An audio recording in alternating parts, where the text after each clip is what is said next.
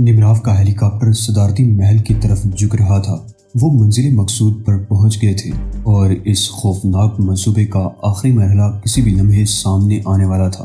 شاندار محل کے گرد میدانی جگہ تھی جہاں لمبی لمبی گھاس دور سے دکھائی دے رہی تھی۔ اس حصے میں باغ بھی تھے اور ایک تالاب بھی نظر آ رہا تھا۔ نیلے پتھروں کا بنا ہوا یہ خوبصورت محل دیکھ کر میگی کی آنکھوں میں تعریف اور ستائش کے تاثرات پیدا ہو گئے۔ نمراف کا ہیلی کاپٹر تیزی سے گھاس کے میدان کی طرف اتر رہا تھا۔ ان کے دیکھتے دیکھتے جہاز زمین پر پہنچ گیا۔ ان میں سے 3 آدمی اترے اور انہوں نے زمین پر قدم رکھتے ہی ایک طرف تیزی سے دوڑنا شروع کر دیا۔ میگی نے رفتار مزید بڑھا دی۔ اب ہیلی کاپٹر خطرناک پرواز کر رہا تھا۔ رفتار تیز ہو رہی تھی اور ہیلی کاپٹر نیچے جا رہا تھا۔ شہزاد کو اپنی پیشانی پر پسینے کی ٹھنڈی ٹھنڈی بوندوں کا احساس ہونے لگا۔ ان کا ہیلی کاپٹر جب نمراف کے ہیلی کاپٹر کے قریب زمین پر پہنچا تو نمراف کو 45 سیکنڈ کی سبقت حاصل ہو گئی تھی۔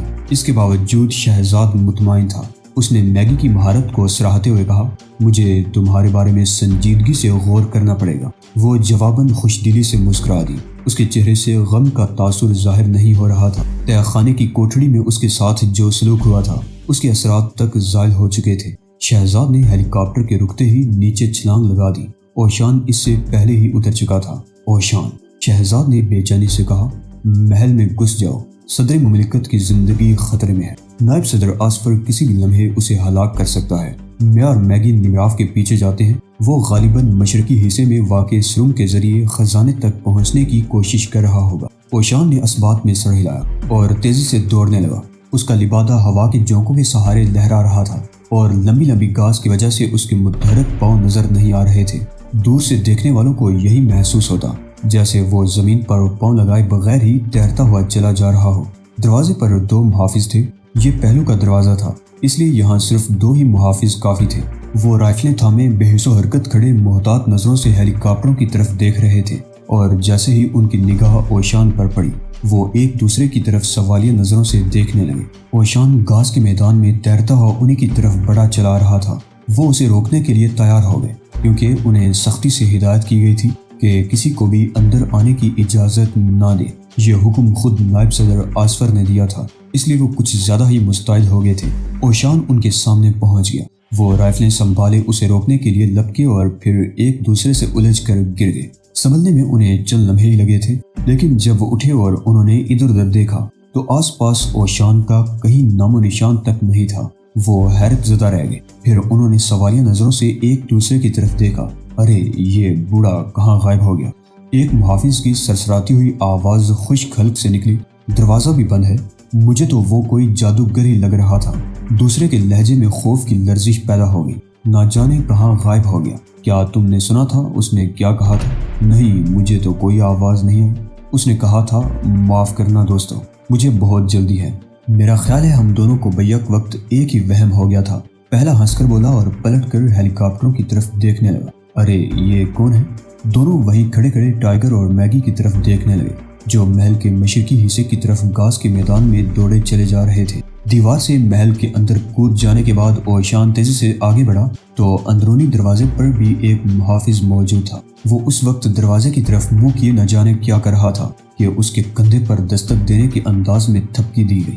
وہ چونک کر پلٹا۔ عقب میں اوشان کو دیکھ کر لمحے بھر کے لیے محافظ کے چہرے پر زلزلے کی سی کیفیت طاری ہو گئی، لیکن اگلے لمحے اس نے سنبھل کر سوال کیا، تم یہاں کیا کر رہے ہو اور کون ہو؟ اس نے ہاتھ بڑھا کر اوشان کو پکڑنا چاہا، لیکن اوشان اس سے پہلے ہی اس کا ہاتھ پکڑ چکا تھا اور پھر محافظ کو یوں محسوس ہوا جیسے اس کا وہ بازو مفلوج ہو گیا ہو۔ اس نے یکایک بے پناہ اذیت محسوس کی تھی۔ صدر مملکت کہاں ہے؟ اوشان نے پوچھا۔ جواباً محافظ کراہنے لگا، احمق، جلدی جواب دو ورنہ زندگی سے ہاتھ دھو بیٹھو گے۔ وہ اوپر سیڑھیوں کے آخر میں واقع کمرے۔ وہ بے ہوش ہو کر گر گیا اور اس کا جملہ ادھورا ہی رہ گیا، لیکن اوشان کے لیے اتنی سی معلومات ہی کافی تھی۔ وہ آندھی کے تیز جھکڑ کی طرح دروازے سے اندر گھس کر سیڑھیوں کی طرف دوڑنے لگا۔ سیڑھیوں کے آخری حصے پر ایک دروازہ تھا، لیکن وہاں کوئی بھی محافظ موجود نہیں تھا۔ اوشان نے ایک دھماکے سے ڈبل ڈور کھول دیا اور اندر گھس گیا۔ اندر قدم رکھتے ہی اسے ٹھٹک جانا پڑا۔ خوش آمدید مسٹر اوشان۔ اوشان اپنا نام سن کر چونک پڑا۔ اس نے سامنے میز کی طرف دیکھا جس کی اوٹ میں سکومبا کا صدر بیٹھا تھا۔ اس کے ہونٹوں میں ایک سگار دبا ہوا تھا جس کے جلتے ہوئے گوشے سے دھوئیں کی ایک باریک سی لکیر اٹھ رہی تھی۔ اندر آ جائیے جناب، میں آپ ہی کا انتظار کر رہا تھا، سگار منہ سے نکال کر صدر نے کہا۔ مسٹر بہرام نے آپ کا غائبانہ تعارف کروا دیا تھا۔ اوہ، تو بہرام یہاں پہنچ چکا ہے؟ جی ہاں، میں آپ حضرات کا بے حد شکر گزار ہوں، لیکن ابھی تک مسٹر بہرام نے مجھے یہ نہیں بتایا کہ معاملہ کیا ہے۔ جلد ہی سب کچھ کھل کر آپ کے سامنے آ جائے گا جناب، اوشان نے مسکرا کر کہا۔ جو بات بہرام نے نہیں بتائی تھی وہ بلا اوشان اتنی جلدی سے کیسے بتا سکتا تھا؟ فی الحال آپ صرف اتنا سمجھ لیں کہ آپ کی زندگی خطرے میں ہے۔ صدر مملکت نے اس بات میں سر ہلایا تو ان کی آنکھوں میں گہری تشویش کے سائے ابھر آئے تھے۔ اوشان نے عقب میں دروازہ بند کر دیا۔ نچلی منزل کے ایک ہال کمرے میں نائب صدر آصفر دو آدمیوں کے ساتھ کھڑا باتیں کر رہا تھا۔ اس کے انداز سے بے چینی اویاں تھی، وہ بار بار اپنی انگلیاں مروڑ رہا تھا، جیسے شدید ہیجانی کیفیت نے اس کی شخصیت کو اپنے تسلط میں لے رکھا ہو۔ یہ ایک چھوٹا سا دفتری کمرہ تھا۔ صدر مملکت کے محل میں نائب صدر کے دفتر کے اندر ان دونوں آدمیوں کے سامنے ٹہلتے ٹہلتے رک کر آصفر نے کہا، وقت ہو گیا ہے۔ اس نے دیوار گیر کلا کی طرف نگاہ اٹھائی۔ نیمراف کا ہیلی کاپٹر باہر پہنچ چکا ہے۔ اپنے دفتر کی کھڑکی سے باہر جھانکنے کے بعد آصفر پلٹ کر اپنے دونوں مہمانوں کی طرف متوجہ ہو گیا۔ دونوں ہی طویل قامت تھے اور ان کے چہروں سے اندازہ ہوتا تھا کہ وہ یورپین ہیں۔ میں نے صدر شتائی کے دفتر پر متعین دونوں محافظوں کو ہٹا دیا ہے، بس تمہیں اندر جا کر اسے گولی ہی مارنا پڑے گی۔ گولی کا دھماکہ سنتے ہی میں وہاں پہنچ جاؤں گا، اس کے بعد کی کہانی تو تیار ہی ہے۔ تم دونوں کہو گے کہ شتائی پر قاتلانہ حملہ ہوا تھا تو تم دونوں نے قاتلوں کو روکنے کی کوشش کی تھی لیکن ناکام رہے۔ ادھر میں اس کہانی کی تائید کر دوں گا۔ دونوں مہمان مسکرانے لگے۔ ان مسکراہٹوں کا مفہوم ان دونوں ہی کو معلوم تھا۔ اب جلدی سے چلے جاؤ، ایسا نہ ہو کہ وہ محافظ واپس آ جائیں۔ میں نے انہیں جس کام سے بھیجا ہے وہ جلد ہی مکمل کر کر واپس اپنی ڈیوٹی پر آ جائیں گے۔ دونوں طویل قامت آدمی نے اس بات میں سر ہلا دیے۔ وہ دفتر سے نکل کر ہال کمرے میں پہنچ گئے۔ یہاں سے وہ تیزی کے ساتھ اتر کر ان سیڑھیوں کی طرف بڑھنے لگے جن کے اختتام پر صدر شتائی کا دفتر تھا۔ آصفر اپنے دفتر کے دروازے میں کھڑا رہا۔ وہ انہیں اس وقت تک دیکھتا رہا جب تک کہ دونوں آدمی دروازہ دھکیل کر کھولنے کے بعد صدر شتائی کے دفتر میں داخل نہیں ہو گئے۔ اب اسے صرف گولیوں کے دھماکوں کا انتظار تھا۔ آصفر کے ہونٹوں پر بڑی ہی مکروہ مسکراہٹ رینگ رہی تھی۔ ٹھیک ہے، میں تم دونوں کی مدد کروں گا اور تمہیں یہاں سے بحفاظت نکال کر تمہاری منزل مقصود پر پہنچا دوں گا۔ تازہ کھدی ہوئی قبریں تمہارا انتظار کر رہی ہوں گی۔ وہ خود کلامی کے انداز میں بولنے لگا۔ وہ سوچ رہا تھا کہ اسے جیسے ہی گولیوں کی آواز سنائی دے گی وہ دوڑتا ہوا صدر شتائی کے دفتر تک جائے گا، اور پھر اب وفادار نائب صدر اس کے علاوہ کیا کر سکتا ہے کہ وہ اپنے صدر شتائی کے قاتلوں کو فوراً ہی گولی مار کر ہلاک کر دے۔ عوام کا تعاون اور حمایت حاصل کرنے کے لیے اس کے پاس صرف ایک صورت تھی اور اسے توقع تھی کہ اس کہانی پر ہر کوئی یقین بھی کر لے گا۔ وہ اپنے کمرے کے دروازے میں کھڑا رہا۔ جیسے ہی ان دونوں کے عقب میں صدر شتائی کے دفتر کا دروازہ بند ہوا اس نے ہولسٹر سے ریوالور نکال لیا۔ چند لمحوں تک اس کی خوفناک نال کا جائزہ لیتا رہا، پھر اس نے سیفٹی کیچ ہٹا دیا۔ اب وہ پیش آنے والی خطرناک صورتحال سے نمٹنے کے لیے تیار تھا۔ اس کی نگاہ دروازے پر جمی رہی جس کی مدد سے اسے گولیوں کے دھماکے سنائی دینے کی توقع تھی۔ وہ آواز سننے کے لیے ہماتن گوش ہو گیا۔ نیمراف نے محل میں داخل ہونے کی کوشش نہیں کی تھی۔ وہ تیزی سے دیوار کے ساتھ ساتھ دوڑتا ہوا مشرقی حصے کی طرف بڑھ رہا تھا۔ اس کا دیو کے متحیلہ جس تیزی سے متحرک تھا وہ دیکھنے والوں کے لیے ایک عجوبے ہی کی حیثیت رکھتا تھا۔ کوئی تصور بھی نہیں کر سکتا کہ اتنا جسیم آدمی اتنی تیزی سے دوڑ بھی سکتا ہے۔ نیمراف کا رخ جس حصے کی طرف تھا اس جانب گزشتہ مہینے سے ایک خفیہ سرنگ کھودی جا رہی تھی۔ اس کام پر جو لوگ متعین تھے وہ نیمراف کے خاص آدمی تھے۔ ان کے فورمین کی نگاہ جیسے ہی نیمراف پر پڑی پہلے تو وہ اس جسیم اور عجیب الخلقت آدمی کو دوڑتے دیکھ کر متحیر رہ گیا، پھر وہ فوراً ہی مستعد ہو گیا۔ چلو، نیمراف نے ہانپتے ہوئے کہا، ہمیں جلدی سے کام مکمل کرنا ہے۔ فورمین اچھل کر کھڑا ہو گیا۔ اگلے لمحے وہ دونوں سرنگ کے دہانے کی طرف دوڑ رہے تھے۔ فورمین ایک دبلا پتلا لیکن مضبوط آدمی تھا جبکہ نیمراف کسی گینڈے سے مماثل تھا۔ اس کے باوجود فورمین کو اس کے ساتھ دوڑتے ہوئے پسینے آ گئے تھے۔ محل کی مشرقی دیوار کے ساتھ ساتھ یہ سرنگ انتہائی مہارت سے کھودی گئی تھی اور کسی کو کانوں کان پتہ نہیں چلا تھا کہ سرنگ در حقیقت کس مقصد کے تحت کھودی گئی ہے۔ سرنگ اگرچہ خاصی کشادہ اور اونچی تھی لیکن اس کے باوجود نیمراف کو اپنی طویل القامتی کے باعث جھک کر دوڑنا پڑ رہا تھا۔ ایک جگہ اسے چند آدمی نظر آئے جو کام میں مصروف تھے۔ سامنے دیوار تھی۔ فورمین اس کے قریب رک گیا۔ بس جناب، تھوڑا سا ہتھوڑے کا کام ہے، اس دیوار کے ہٹتے ہی راستہ صاف ہو جائے گا۔ فورمین نے ہانپتے ہوئے کہا، جلدی کرو، وقت بہت کم ہے۔ نمراف غرایا، فوراً ہی کام شروع ہو گیا۔ نمراف نے ایک ہاتھ اپنے پیٹ پر رکھ لیا۔ دوڑنے کی وجہ سے اسے شدید بھوک لگ رہی تھی۔ جس شخص کی توانائی کے استعمال کا یہ عالم ہو کہ وہ محض قہقہ لگانے کے بعد بھوک محسوس کرنے لگتا ہو، اس کے لیے تو دوڑنا مر جانے ہی کے مترادف ہو سکتا ہے۔ لیکن نمراف ابھی زندہ تھا، کیونکہ اسے اپنی بھوک کی زیادہ پرواہ نہیں تھی۔ وہ صرف دولت کی بھوک کے لیے فکر مند تھا جو چند منٹوں میں اس کی جولی میں گرنے والی تھی۔ وہ جانتا تھا کہ آئندہ چند منٹ بعد آسفر ایک ملک کا صدر بن جائے گا، ایک ایسا صدر جس کے پاس ایک پھوٹی کوڑی بھی نہیں ہوگی۔ تب میدان نمراف کے ہاتھ رہے گا اور وہ اپنی مرضی کا ہر کھیل کھیل سکے گا۔ فورمین نے 3 آدمیوں کی مدد سے ہتھوڑا چلانا شروع کر دیا۔ سرنگ میں ہتھوڑوں کی چوٹوں سے بڑی ہی دہشت ناک آوازیں گونجنے لگی۔ اس دوران میں نمراف جاگتی آنکھوں سے خزانے کے خواب دیکھتا رہا۔ ہتھوڑوں کی چوٹوں سے جو خوفناک آوازیں پیدا ہو رہی تھی، انہیں سن سن کر نمراف کے بدے ہونٹوں پر بڑی ہی مغرور مسکراہٹ آ گئی تھی۔ یہ آوازیں اسے ایک بہت بڑے خزانے کا مجدہ سنا رہی تھی۔ یکایک آوازیں تھم گئیں اور فورمین نے ہانپتے ہوئے کہا، کام ہو گیا جناب، آ جائیے۔ نمراف بے چینی سے آگے بڑھ گیا۔ اس جگہ تاریکی تھی۔ وہ ٹٹول ٹٹول کر آگے بڑھتا رہا، حتیٰ کہ اس سرنگ تک جا پہنچا جہاں سے وہ خزانے کے کمرے میں قدم رکھ سکتا تھا۔ وہ اندھوں کے انداز میں ٹٹولتا ہوا اس سوراخ سے دوسری طرف نکل گیا۔ یہ ایک چھوٹا سا کمرہ تھا۔ صرف 20 فٹ کے قریب مربع شکل کے اس کمرے میں تاریکی تھی۔ ابھی تک نمراف کی آنکھیں اندھیرے سے مانوس نہیں ہوئی تھی۔ وہ بار بار پلکیں جھپکاتا رہا تھا۔ چند لمحوں میں وہ کمرے کی تاریکی میں دیکھنے کے قابل ہوا تو اس نے جائزہ لینے کے لیے ادھر ادھر دیکھا۔ کمرے کے انتہائی حصے میں اسٹیل کا ایک بھاری دروازہ تھا جس کے بارے میں نمراف جانتا تھا۔ اس میں ہائی وولٹیج کرنٹ دوڑ رہا ہے اور اس کے دوسری جانب مسلح محافظ بھی موجود ہیں، لیکن اب نمراف کو کسی کی پرواہ نہیں تھی۔ اس کمرے میں ہر طرف سونے کی اینٹوں کے انبار لگے ہوئے تھے۔ یہ پوری قوم کا سرمایہ تھا اور نمراف نقب لگا کر اس خزانے تک پہنچنے میں کامیاب ہو چکا تھا۔ کامیابی کو اس قدر قریب دیکھ کر وہ خوشی سے پاگل ہوا جا رہا تھا۔ وہ ہنس پڑا۔ اس کی ہنسی بڑی ہی خوفناک تھی جو کمرے کی محدود فضا میں گونج کر رہ گئی۔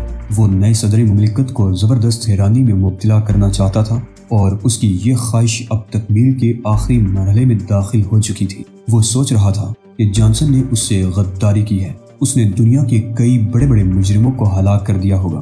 ممکن ہے ان جرائم پیشہ لوگوں نے ہی انہیں ہلاک کر دیا ہو۔ نمراف مطمئن تھا کہ ان لوگوں کے بغیر بھی وہ اپنا کام مکمل کر لے گا اور تعاون کے لیے اسے بہت سے آدمی مل جائیں گے، کیونکہ دنیا جرائم پیشہ لوگوں سے بھری ہوئی ہے۔ نمراف اپنے ہی خیالوں میں ڈوبا اس تاریک کمرے میں کھڑا رہا۔ پھر اس نے غار کے دہانے کی طرف دیکھتے ہوئے فورمین سے کہا، اپنے تمام آدمیوں کو بلا لو، سب کے سب ایک قطار میں کھڑے ہو جائیں تاکہ یہ طلائی اینٹیں ایک سے دوسرے کے ہاتھ میں منتقل ہوتی ہوئی باہر پہنچ جائے۔ جلدی کرو۔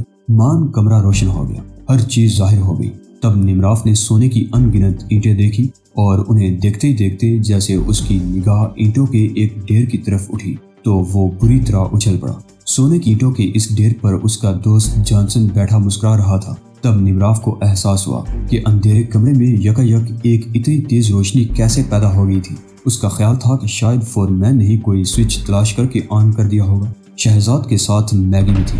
وہ 2 ہی تھے اور ان کی 4 آنکھیں نمراف کو گو رہی تھی۔ پہلی بار نمراف نے اس انداز میں تھوک نکلا جیسے اس کا حلق تیزی سے خشک ہوتا جا رہا ہو۔ ریوالور بدست وہ دونوں آدمی صدر شیطائی کے دفتر میں داخل ہوئے تو صدر مملکت کی کرسی کا رخ بدلا ہوا تھا۔ وہ کشادہ اور بلند کرسی کی پشت دیکھ رہے تھے۔ صدر شیطائی اس کرسی پر بیٹھے غالباً کھڑکی سے باہر کا نظارہ کر رہے تھے۔ کرسی آگے پیچھے جھول رہی تھی۔ دونوں قاتل رک گئے اور مانی خیز نظروں سے ایک دوسرے کی طرف دیکھ کر مسکرانے لگے۔ ان کے ریوالور ان کے ہاتھوں میں تھے، لیکن اس جگہ سے فائر کرنے سے بات بگڑ بھی سکتی تھی۔ انہوں نے آنکھوں ہی آنکھوں میں طے کیا کہ صدر شیطائی کے پہلو میں پہنچ کر دونوں طرف سے ایک ایک گولی ان کی کھوپڑی میں داخل کر دینا چاہیے۔ دروازے اور کرسی کا فاصلہ بھی زیادہ تھا۔ اس کے علاوہ کرسی کی پشت پر گولی چلانے سے خاطر خواہ نتیجہ بھی برآمد نہیں ہو سکتا تھا۔ صدر شیطائی نظر نہیں آ رہے تھے۔ وہ دونوں کرسی کی طرف بڑھنے لگے اور دائیں بائیں سے آگے بڑھتے وقت دبیز قالین کی وجہ سے ان کے قدموں کی آواز پیدا نہیں ہو رہی تھی۔ اس کے باوجود نہ جانے کیا ہوا کہ صدر کی کرسی گھوم گئی اور پھر دونوں قاتلوں کو رک جانا پڑا۔ کرسی پر صدر شیطائی نہیں ایک بوڑھا آدمی براجمان تھا۔ بوڑھے کی آنکھیں سرخ تھیں لیکن ہونٹوں پر زہر خون تھا۔ قاتلوں کے ریوالور والے ہاتھ بلند ہو گئے لیکن انہوں نے گولی نہیں چلائی کیونکہ وہ جس شخصیت کے شکار پر آئے تھے وہ تو اپنی جگہ سرے سے موجود ہی نہیں تھا۔ باہر راہداری کے سرے پر آسفر بے چینی سے ان دونوں کا انتظار کر رہا تھا۔ اس کے دائیں ہاتھ میں ریوالور پکڑا ہوا تھا اور وہ محض ایک دھماکہ سن کر دروازے کی طرف دوڑ لگانے کے لیے تیار تھا، لیکن نہ جانے ابھی تک اندر سے کوئی آواز کیوں نہیں سنائی دی تھی۔ اچانک اوپر تلے 2 گولیاں چلی، 2 دھماکے گونج اٹھے۔ آسفر کے ہونٹوں پر زہریلی مسکراہٹ رقص کرنے لگی اور اگلے لمحے وہ ریوالور ہاتھ میں دبائے صدر شیتائی کے دفتر کی طرف دوڑنے لگا۔ اس نے ایک دھماکے سے دروازہ کھول دیا اور اس کا ریوالور والا ہاتھ بلند ہوا، لیکن اسے شدید حیرت اور خوف کی وجہ سے دروازے ہی میں منجمد ہو جانا پڑا۔ دونوں قاتل صدر شیتائی کی کرسی کے دائیں بائیں کھڑے تھے اور ان کے جسم بے جان تھے، لیکن آسفر کے لیے سب سے زیادہ تحیر کی بات اس بوڑھے کی موجودگی تھی جو صدر شیتائی کی کرسی پر براجمان تھا اور اس کے دونوں ہاتھوں نے دونوں قاتلوں کو تھام رکھا تھا۔ آسفر پر نگاہ پڑتے ہی اوشان صدر کی کرسی سے اٹھ کھڑا ہوا۔ اس نے دونوں ہاتھ سر سے بلند کر دیے۔ جیسے ہی لاشوں پر اس کے ہاتھوں کی گرفت ختم ہوئی وہ دونوں اطراف میں گر گئی۔ وہ ساکت تھی، ان کے جسموں میں خفیف سی کپکپاہٹ بھی موجود نہیں تھی۔ یوں لگتا تھا جیسے انہیں مرے ہوئے عرصہ بیت گیا ہو اور لاشیں اکڑ گئی ہوں۔ آسفر نے بوڑھے کو ہاتھ سر سے بلند کرتے دیکھا تو اسے قدرے حوصلہ ہوا۔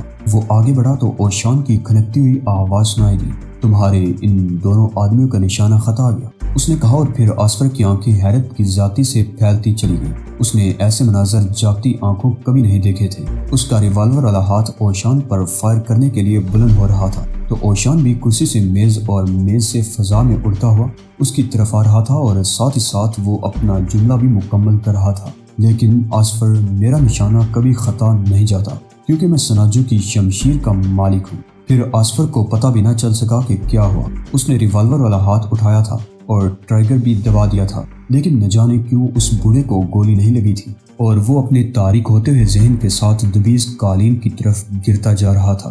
پھر اس تاریکی نے ہی پل بھر میں اس کے پورے وجود کو نگل لیا۔ دفعتاً ایک وارڈروب کا دروازہ کھلا۔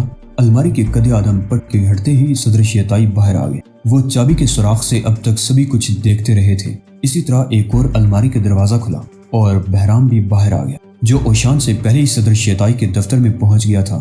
بہت خوب اوشان، بہرام نے سامنے آتے ہوئے کہا۔ ٹائیگر کا کیا رہا؟ وہ بھی آس پاس ہی موجود ہے اور مجھے اپنا باپ ماننے لگا ہے، اوشان نے مسکرا کر جواب دیا اور کھی کی مخصوص ہنسی اس کے حلق سے ابلتی چلی گئی۔ صدر شیتائی تعریفی نظروں سے کبھی بہرام اور کبھی اوشان کی طرف دیکھ رہے تھے۔ جب ان کے حواس قدرے ٹھکانے آئے تو وہ آگے بڑھے اور انہوں نے اوشان کا ہاتھ تھام لیا۔